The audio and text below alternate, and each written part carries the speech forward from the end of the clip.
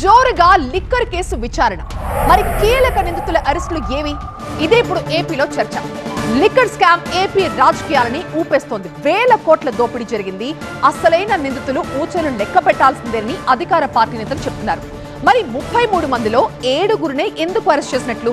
మిగిలిన వాళ్ల అరెస్టులో ఎందుకు లేటు? రాజకీయ విమర్శలకి సిట్ సమాధానమేంటి?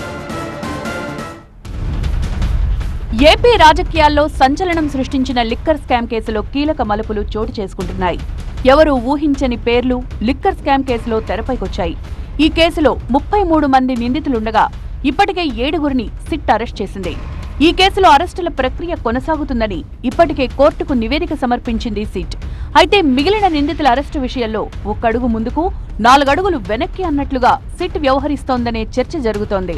గత ప్రభుత్వంలో 3,500 కోట్ల రూపాయల కుంభకోణం జరిగిందని సిట్ గుర్తించింది.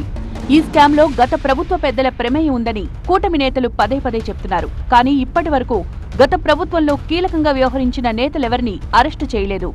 ఇక ఆరోపణలు ఎదుర్కొంటోన్న కిరణ్ కుమార్ రెడ్డి, సైఫ్ అహ్మద్, ముప్పిడి అవినాష్ రెడ్డి, వరుణ్ కుమార్, శివకుమార్ ఇప్పటికే దేశం వదిలి పరారయ్యారు.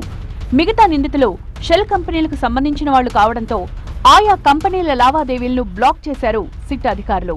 అయితే తమ హయాంలో లిక్కర్ స్కామే జరగలేదని వైసీపీ నేతలు వాదిస్తున్నారు.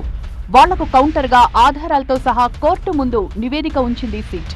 లిక్కర్ స్కామ్ వసూళ్ల కోసం నెట్వర్క్ ఏర్పాటు, వసూళ్ల తర్వాత ఆధారాలను ధ్వంసం చేయడం, ప్రభుత్వానికి రావాల్సిన నగదును ప్రైవేట్ వ్యక్తుల ఖాతాలకు మళ్లించిన నగదును అనేక మార్గాల్లో పెట్టుబడులు పెట్టడం, షెల్ కంపెనీలు ఏర్పాటు చేయడం లాంటి వివరాలన్నీ సిట్ నివేదికలో ఉన్నాయి.